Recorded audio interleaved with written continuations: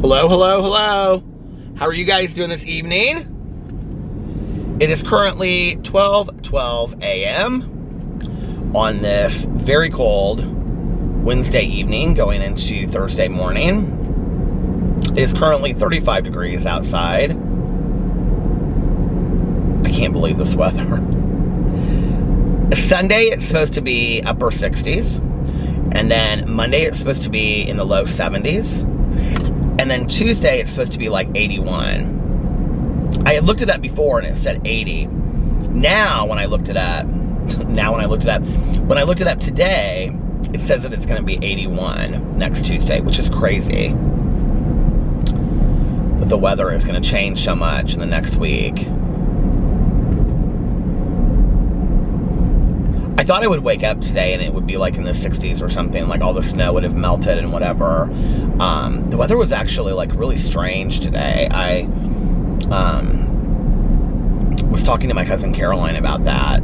I woke up and I like took the dogs outside and it was so strange. I almost kind of felt like I was in this dream state. And she and I were talking about this. It was like the fog was just like floating across the street and across the yards, and it was beautiful. It almost felt like something out of a movie. And I was standing out there with the dogs, and the grass was like super, super green, but you could still see kind of like the crystals from the snow on it, but it didn't look like snow. It just looked like kind of like ice particles. And then the sky was like this beautiful mix of all different colors. And then there would just be like fog that just kind of like drifted across the street. It was so weird. I like sat there, I was like, I had the weirdest dreams last night. It was funny because I think I was talking about this in my vlog last night about this idea of this place that I have that like my mom lives in and the afterlife where like Pee-Pee lives with her. And then I ended up having a dream about my mom and my aunt like cooking a dinner together there. I knew in my dream that it was in heaven, and I said in the afterlife. It sounded like, what's that song? The Prince song, I think. He says that.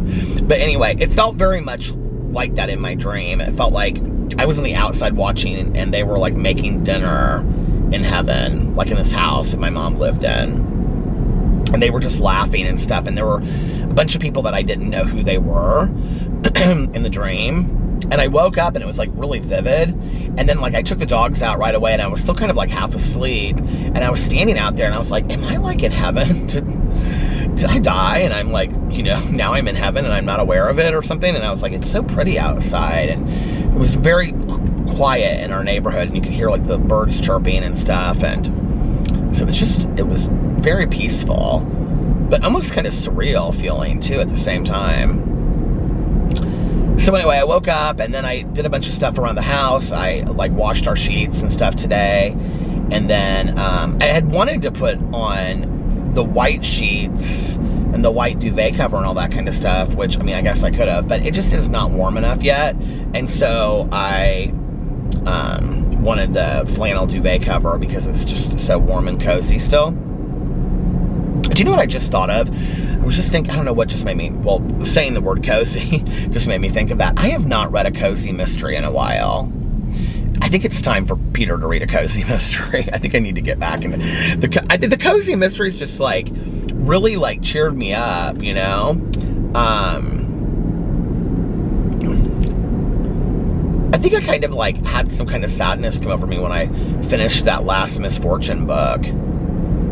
She's actually working, I think she just said she sent off her newest one to the editor, and the last one already came out. It's just not out on Audible yet. And I mean, I could get it and read it, but I really want to listen to the Audible version of it because I love the Cassandra Campbell narration of it.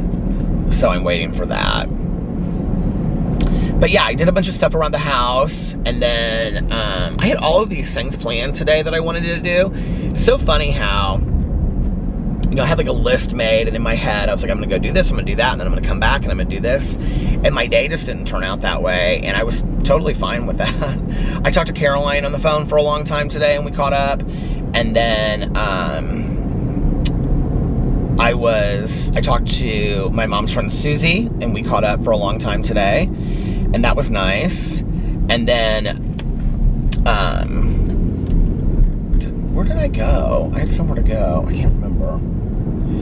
Well, I need to go and take those stove burners back to Home Depot. I actually, last night, I ordered new stove burners. I found the ones that match the stove, and I ordered new ones off of Amazon. And they came today, and they fit perfectly. And I'm like, oh my God. So I'm so happy about that. I also ordered like the drip plates too, or whatever they're called, but those didn't come today. But I will tell you what else I ordered that came today is my new, Alex goes, another coffee maker. I go, it's not a coffee maker. It's an electric water kettle. He just looked at me, he goes, my new, he was in the kitchen cooking.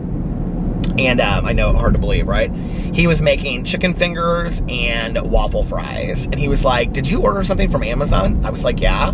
I go, is it here already? And he goes, yeah. Because I ordered it last night. I think it was last night that I ordered it. Maybe it was the night before.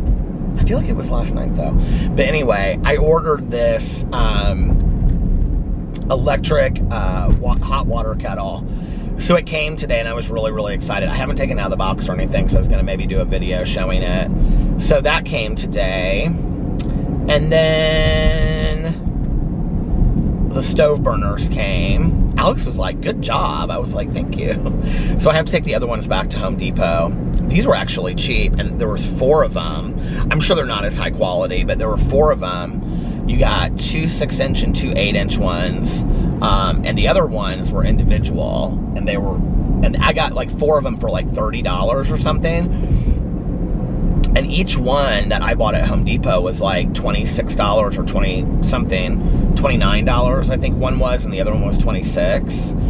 The smaller one was 26 and the larger one was 29, which I thought was kind of pricey, but I didn't know like what stove parts cost. And then when I looked at replacement parts online, like just at like replacement stores, they were expensive too. They were like the same price. And so I was like, well, this must just be the going rate for it. But then when I looked on Amazon, I was kind of surprised that they were so much cheaper. And I was kind of worried because I was like, well, if they come and they don't fit, but they fit perfectly. So that was cool. And then I made 2 drama videos today and got those up. They took me forever to get up. And then I did a Peterisms video, but I got that one up so late. Like I got it rendering so late that I was like, I didn't even upload it onto YouTube. I'm like, I'm just gonna do that. I'm gonna save it for tomorrow. So that'll be up tomorrow. But it was a good meditation. I just felt really peaceful and serene all day today. It was nice. Drank my coffee, which I have. Do I have any left over here? I have a little bit left. I actually got a,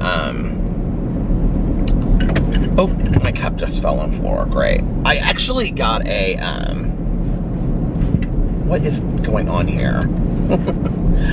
Not a diet root beer, but a root beer zero earlier, an A&W one, and it was really good. I was kind of surprised. I haven't had one of those before. It tasted more like a diet root beer than it did just a regular root beer, but I didn't really care. I really, to be honest with you, I wanted a diet root beer, and they didn't have it. They had A&W root beer, A&W cream soda, and A&W root beer zero. So that's what I got. And my dinner tonight was so healthy. I ate the rest of my barbecue chip Pringles from 2 different cans. And then I had a half a container of Netflix and chilled ice cream. That was my dinner. My husband stopped at Kroger on the way home after his hot yoga, and he got chicken fingers and waffle fries. And that's what he made for dinner tonight. He loves to make that for dinner, so. Anyway, and then I was getting that stuff up, and I don't know what he watched on TV tonight. He just watched one show, and then he went upstairs and took a shower, and then he was like in bed working on something on the computer. some work stuff, and the dogs were just hanging out. So I went up there and hung out with the dogs. I was telling Boo Radley this little story. I was holding him like a baby. And I said, Boo Radley, I said, do you remember when you were just a little itty bitty baby? He's so sweet. He loves to be held like a baby. He just like looks up at me. It's so sweet. And I said, do you remember when you were just a little bitty baby? And he was looking up at me, and I said, you used to like to hide under the bed. We used to have this bed skirt, and we don't have a bed skirt anymore because we have like, our bed is really like low, because it's like one of those platform beds that you put like one of those mattresses on, you know, those foam mattresses. Oh my God, that Helix mattress is so comfortable. It's funny because I've been seeing a lot of people lately that have been doing sponsorships for Helix mattresses, and that's where our mattress came from, and it was so fantastic. I still swear by it. It is probably, our mattress is probably one of the most comfortable mattresses I have ever had in my entire life. So if you can find, if you're looking for a bed or a mattress and you can find a code for Helix, I don't know if my code still works on there. The video, Alex and I did it together. You can go find the video if you want, and just put, you probably YouTube search Peter Monn and Helix bed and it'll pull up. But it was a long time ago. It was like 2.5 years ago, maybe. I don't know how long ago it was. I don't even know if that code still works or not. But, it's so comfortable. But we used to have this bed skirt that hung up over the bed and at the end of the bed, and Boo Radley would hide under the bed. It was so funny. He would like take toys. He must have played with toys at the beginning because there were always toys under the bed, and he would hide underneath the bed. He would go run underneath there, and he was like, at the time, you guys, he was like literally like this big. He was so funny, and he would come up to the edge of the bed, but he would just stick his nose through it. So like, it was just like this, and all you would see is his little nose poking through, you know? And I would be like, I would come into the room and I'd say, where's Boo Radley? And it was this game that we used to play, and I would say, where's Boo Radley? And you would see him, and like, he'd push his nose out a little bit more. And I'd be like, Alex, do you see him? And Alex would be like, I don't see him. Oh, he was so nice to play along with me on my little dog games. But anyway, he'd be like, I don't see him. And I'd be like, I don't see him either. Where did that Boo Radley go? And then all of a sudden I'd go down there and I'd be like, Boo Radley! And he'd come running out real fast. It was so cute. This other thing that I used to do with Tucker, it was so funny. I still do this with Tucker sometimes because Tucker still plays. Well, Tucker's learning how to play with toys without his teeth. He was doing really well tonight. I was very proud of him. And I was like squeaking this toy and helping him learn how to play it and like stuff. But anyway, he used to do this thing where, like, he would like get real excited on the bed, like he would squeak a toy and whatever, and then you could go Tucker, go Tucker, go Tucker, go. And when you did that, like, he would like go and jump off the bed and then run back and jump up on the bed, and like he would go around in circles, and then you go Tucker, go Tucker, go Tucker, go. And he would like jump off the bed and he would come back around and he would jump back on the bed again. It was so cute. And he'd get real heated and he'd go and then he'd just stop there and he'd go, and then he'd go Tucker, and he'd run again and do it. It was really cute. He still does it every once in a while. So anyway, I was holding little Boo Radley, and I said, Boo Radley, do you remember being a baby? And he just was looking up at me. It was the sweetest thing in the world. So yeah, that was my evening, and Alex was working on work stuff, and he was doing all of his hair and skin treatments tonight that he does every night, and it was a good evening.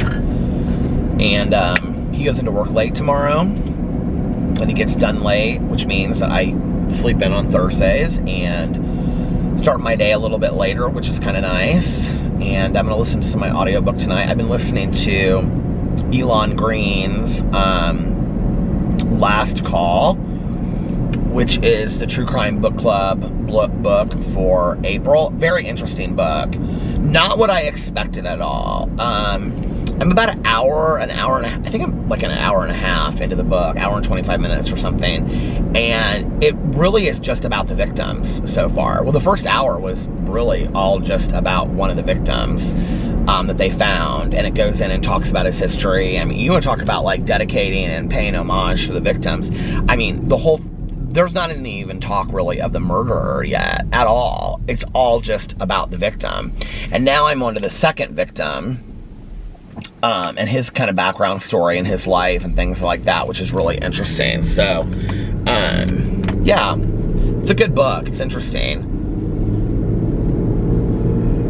It takes you like historically up to, well, one of the things that's really interesting is it's about the murder and the serial killing of these. See, it's early and that red truck is not over here. No red truck. It takes you, it's about a serial killer who is killing gay men. I have a feeling there's gonna be something to do with the tie-in of HIV, because they've kind of talked a little bit about that. I'm gonna park here. Go Tucker, go Tucker. I'm charging my phone, it's like so low. I have a feeling there's gonna be some tie-in. I feel like I'm losing my voice. Does it sound like I am? It sounds a little bit to me like I'm losing my voice. I have a feeling there's going to be some tie-in to HIV and the rate of HIV in New York City and Pennsylvania at that time, because it's kind of talking a little bit about that. But it's really talking about like gay men who were not able to live out lives because of the two men that they've talked about already. They both had been married and had kids. So it's interesting and hearing about like how they couldn't be out and they couldn't live an out life. So historically you get to hear a lot about that as well. So it's not just a book about the serial killer, it's a book about really that time in our world, you know, from like the 60s to the 90s, because it takes place like I think in 91, 96, something, 91 I think, I don't know, 91, I think it's when the first murder happens, and, or that they find, and, oh, a Rufus Du Sol song on the radio, Hypnotized. I don't know if I know that song. Sometimes I have to hear a song to know if I know it or not, you know, but anyway, yeah, it's done really well, and I'm real impressed with it. So I don't really know what else to say other than that about it. It's not scary. The writer went in and he talked about at the beginning about how it was like 3 years of research and talking to people to recreate certain conversations and stuff, which is interesting. It seems very well documented. So I don't know. I don't know when they're gonna start talking about like the murders happening and how they've happened, and I mean the way that they're found is kind of gruesome. I don't want to ruin it for anybody that hasn't. I hate saying it that way, but I don't. You know, if you're a reader of true crime, that's part of, you know it. But I don't want to. You know, the book is so interesting, and it's so like when I saw it, like in the hardback version, I thought this isn't going to be very detailed. It's very detailed. I was kind of surprised because it's a short book. It's only like 300 pages or something like that. And I think it's actually less than that, 280, 285, something like that. I don't know. The book is like 8 hours and 11 minutes long, or 9 hours and 11. I think it's 8 hours and 11 minutes long. But it's very, very detailed. So I don't want to say too much if you're part of the book club and you want to read it and, you know, find out on your own. So, yeah. So anyway, that's the book club. And then after I'm done with this, I think I'm going to start the April book for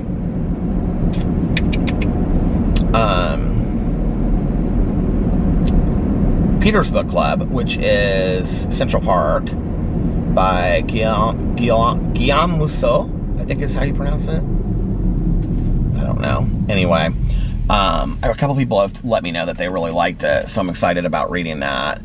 You know, I finished reading that Robbie Couch's book, the Sky Blues, and I hadn't read a young adult book in a while. It had been quite some time. I don't know how long it had been. I don't remember, honestly. But, I mean, I used to read, like when I was writing my book, since it was a young adult book, I was reading pretty consistently young adult books. I was reading the physical copies, and I was also listening to tons of Audible. That's really where my love of Audible really, I mean, I had listened to like books on tape and books on CD and stuff before, but when I was writing that book and I would take breaks, that was really when I started listening to young adult books. And I can remember, if I go back and I look, I think the very first book I ever listened to on Audible was The Beginning of Everything by Robin Schneider. And it's such a fantastic book. And then I read, what do you call it? Love Letters to the Dead by Ava Delauria, which is one of the most fantastic books ever. It is about, you know, like young adult books really get harshly criticized sometimes for being young adult. It's like, well, they don't really have much depth or much value, when the reality is a lot of the young adult books that I've read, many of the young adult books that I've read are 10 times deeper than the literary fiction that I've read, and really more well actualized. The characters are more developed, the plot line is more actualized, sometimes they're 10 times better. And Love Letters to the Dead by Ava Delauria, I have her second book on Audible, and I've never listened to it because it's kind of this generational piece that goes between mother and daughter, and it goes back and forth between like when they were both teenagers, like when the daughter was a teenager, then when the mother was a teenager, and I don't know why, it's just so different from, I'm sure it's fantastic too, but I haven't read it yet. Like whenever I'm like picking a new book, I'm like, okay, what am I excited to read about right now? Love Letters to the Dead by Ava Delauria was about this girl whose sister had died, and you don't know how her sister had died at the beginning of the book. I don't remember it being a huge deal why she died. I mean, like, her being gone, or her having passed away is like a huge deal, but it was an accident, I believe, and I don't remember it being like the manner, I don't remember it, of how it happened is not like a big deal in the book. I feel like it has something to do with a car accident in a bridge or something like that, but I think it was kind of questionable on whether it was purposeful or not, you know, and she took her own life or not, I can't remember. But so the teacher, so she changes school, so the younger sister is supposed to go to that high school, but she actually goes to a different high school because her parents don't want like everybody looking at her and everybody, you know, all this kind of stuff. So she goes to a different high school, and her teacher is actually a teacher from that's where her sister went to school. I think, if I remember it correctly. It's something like that. And she's in English class, and she gives this assignment that you have to pick a famous dead person and write a letter to him. And so she starts writing these letters to famous dead people, and it's like, there's so many. I mean, she doesn't copy, but like some of the people are repeats, like throughout the book. Like she writes to Kurt Cobain quite a bit, and she picks like Amelia Earhart, and I can't remember who else. I feel like Marilyn Monroe is in it. But she writes basically these letters. The whole book is like told kind of in letter form to these famous people. I remember Amelia Earhart and Kurt Cobain. Those are the two that I remember, like, for, like, I'm sure that they're in the book.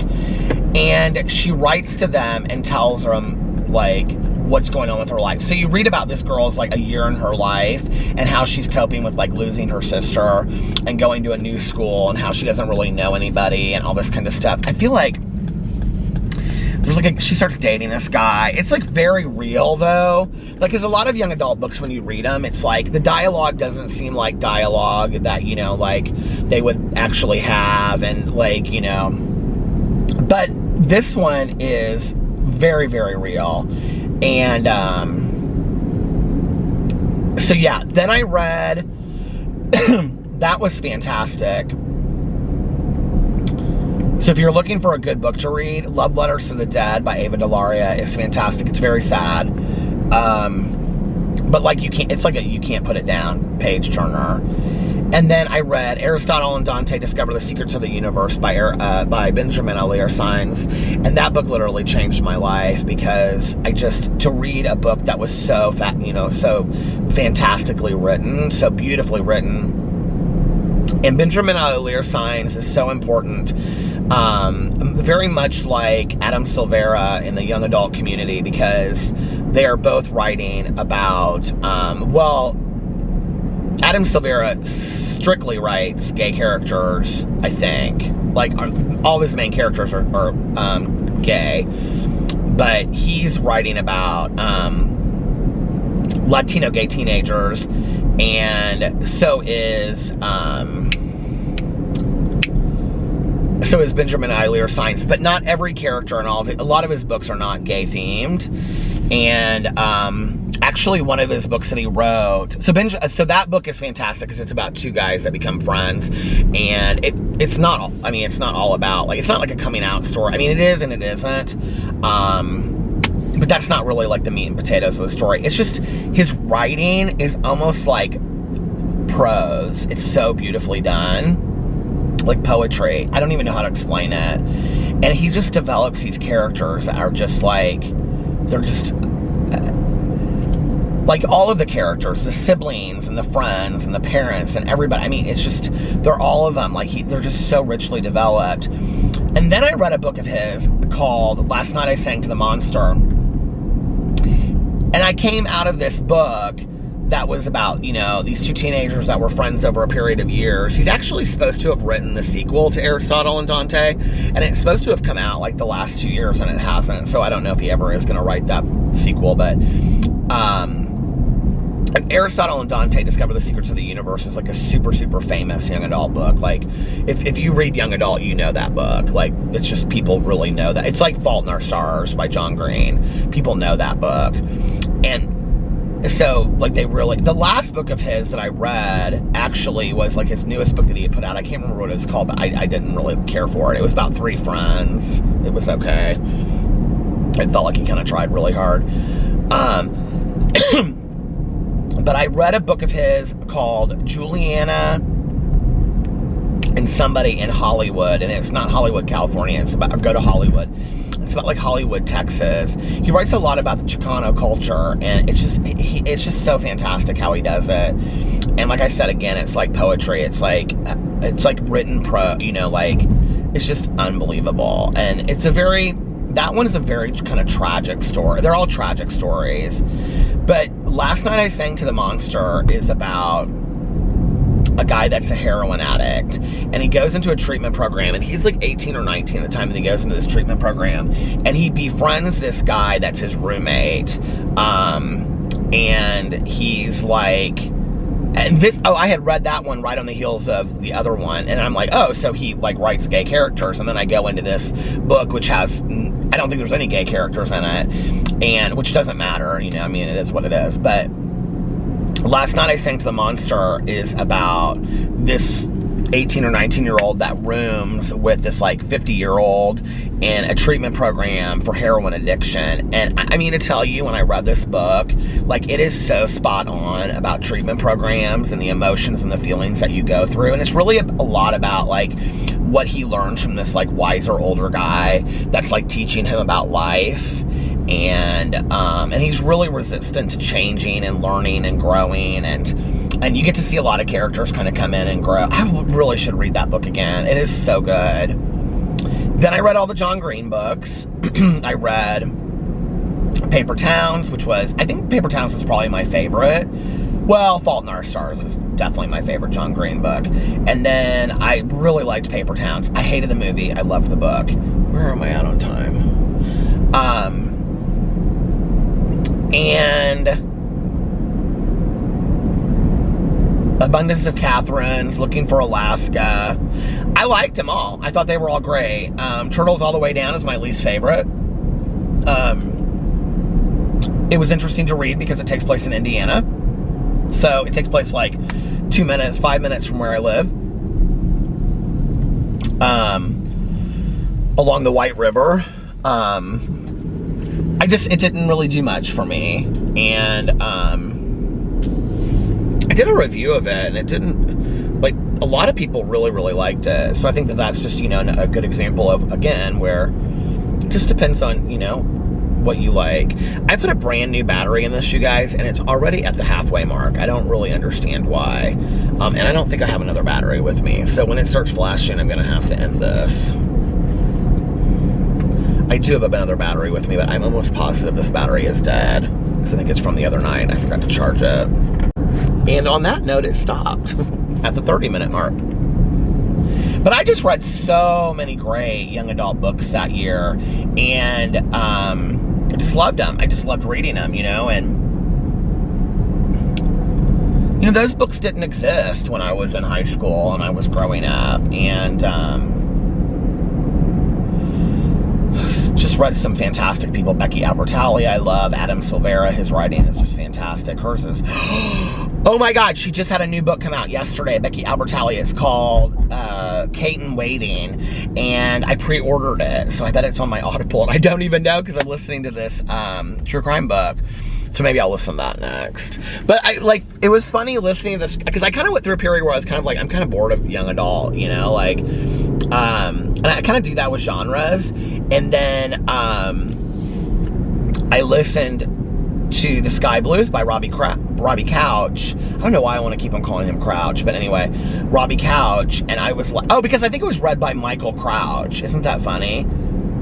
I think I remember hearing that at the beginning. But anyway, I have the weirdest memory about stupid stuff like that. When I got done with it, I was like, I really enjoyed this. Like, I really missed reading some of these. Like, not all of them, but like some really, you know, well done young adult books. I actually have downloaded a couple in the last year. Well, who's some other people I read? Stephanie Perkins.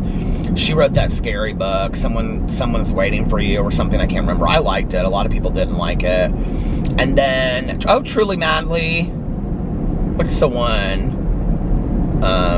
Truly, I don't know, there's 3 books in the series. That was really good. About Stevie, who's a detective at the boarding school. I really liked those, but that ended because that was a trilogy. I guess I read those. And then Riley Sager is okay. Like, I think Riley Sager is considered what they call new age, or new adult, which it's like, it's a little bit older than young adult, but I don't know. But Riley Sager is actually, like, he wrote underneath his real name, and then now he writes under the pen name Riley Sager because his books weren't doing well before, I don't know, or something like that. They're okay. They're always like the idea is better than the book, if that makes sense. And so they always kind of miss the mark a little bit for me. Like, they're always like a 4.2 out of 5. They're still good, you know. But they're not like, they're not all the way, you know. Those Stephanie Perkins anthologies, like This Much I Know Is True, which is the holiday one. And what was that one book about? The guy that wins the lottery because the girl buys him the lottery ticket for his 18th birthday, Wishful Thinking or something, by Jennifer Smith. That book was not good. I read that for Booktubeathon. I thought that book was horrible. I was so disappointed with that book. I was so excited about it too. I've read some fantastic books the last couple years. Jaws, the original by Peter Benchley, is so different than the movie, and it is such a fantastic novel. And I mean, there's storylines that you don't even know exist.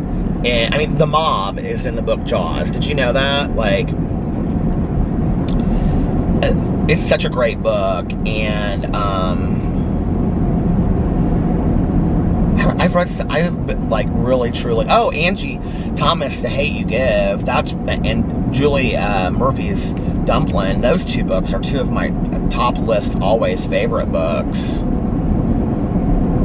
You know, and it's interesting because then you read a book like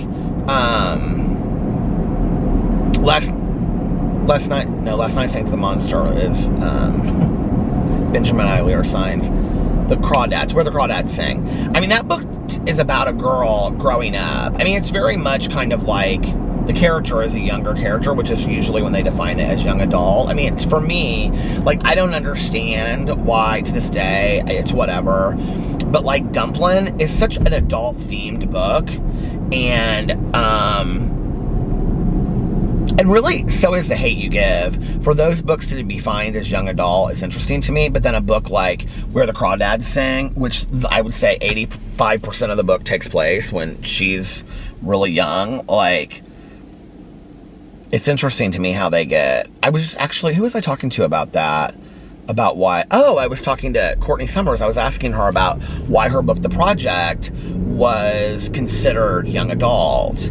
And she said because of the age of the characters in the book. That's how they decided that they were going to do young adult with that. Which I thought was interesting, you know, but... I mean, that book is definitely... didn't seem young adult-ish to me. I mean, it was about a girl looking for her sister in a cult. The Girl is by Emma Cline, too. Like, that book, to me, like, when I go to bookstores and I see that in young adult book sections, like, that book is so not a young adult book. I mean, that is about an adult woman who is, like, my age, that was involved in, like, the Charles Manson cult. I mean, it's a fictional book, but it's not the Charles Manson cult. It's not the Manson cult. It's just like some cult like that. And she is, it's like this back and forth between when she was in it and now, when she was in it and now. And it's like, that's not a young adult book. I don't care if the character was, you know, younger, like when she was, it's not. This car behind me is like, we're in 2 lanes and it's like swerving lanes. Okay, pass me right now while there's another lane over here. You can turn into this lane over here. Come on, pass me.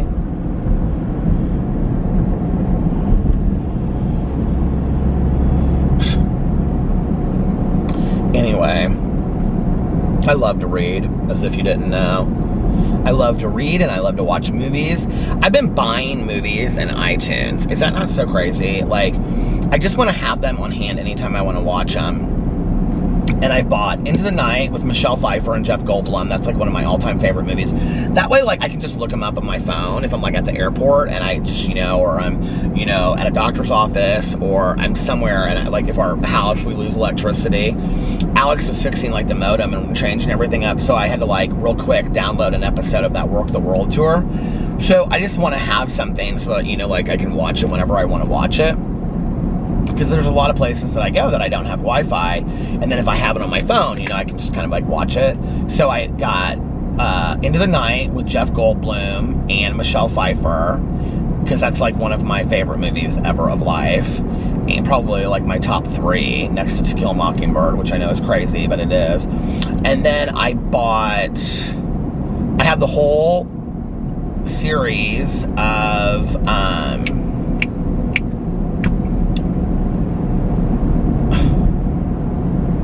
what's it called? With Claire Danes. Why can't I think of that? My So-Called Life. And then, and I've only watched like 2 or 3 episodes of that. Remember when I bought that one? I bought that like a couple years ago. I got real obsessed with having to have that. And then, I will say this, so like if you rent them or you try to watch them somewhere else, they're always real fuzzy, like these movies. But if you buy it off of iTunes, it's like crystal clear. Because I bought The Incredible Shrinking Woman the other night. That's the most recent one that I bought with Lily Tomlin. Why can't I think? I'm losing my mind. And it is like so clear, you guys. It's like a crystal clear version. So, and then I also have, because when we went to Mexico a couple years ago, I like downloaded Love, Simon, because I hadn't seen it, and also what's the other one called? The X-Files. It's like the movie, and I don't know why I downloaded it. I was just like wanting to watch it like on the plane, and I thought I rented them, and I guess I bought them, so I have them. And I have The Strangers. It's like the one where they're like they move to like a trailer park. I have that, and I have some the 31, the Rob Zombie movie. I don't know why I bought those, but I don't know how to get them off of my iTunes. I read something where you go in there and you like check them off and get rid of them, and I'm like, I need to get those out of my iTunes because they're driving me crazy, all of those. Although that 31 by Rob Zombie, if you want a really scary movie, that was a really scary movie. I actually just watched that recently when we were coming back. Was that in the fall? I think that was in the fall when we were coming back from Florida, because I hadn't watched it yet. So, it's not flashing, is it? Yeah, I feel like I'm losing my voice. I don't know what other movies I want to... I was thinking about that today. Like, what are other movies that I would want to rent and own? Speaking of Lily Tomlin, maybe 9 to 5. I love that movie. It has to be a movie that I would watch over and over and over and over and over again.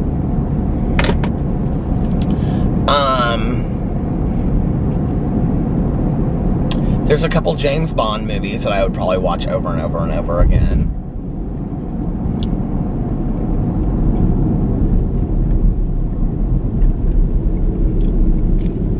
Some of them, like, some of the reasons why I don't buy certain movies is because they're on streaming services. Like To Kill a Mockingbird, I think, is on Netflix.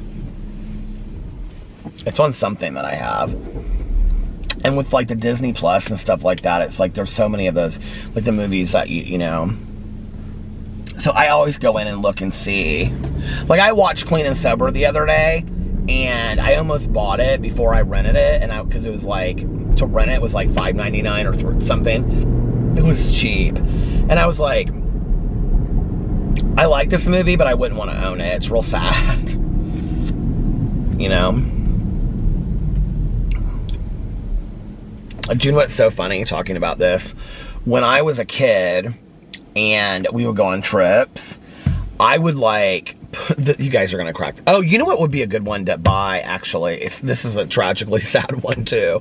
Talking about alcoholic life, but is Jane Fonda in The Morning After. I really love that movie. Have you ever seen that movie? Oh my God, it's so good. Her and Jeff Bridges. She's so good.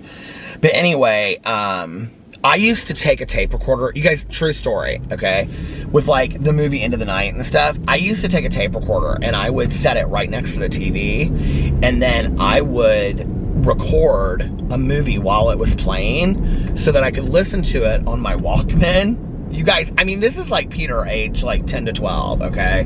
Maybe 10 to 14. I would, oh, this Jagger's restaurant. Tanya took me there one time. It was so good. That was before I was a vegetarian, though, because I got chicken fingers. But anyway, I used to love chicken fingers.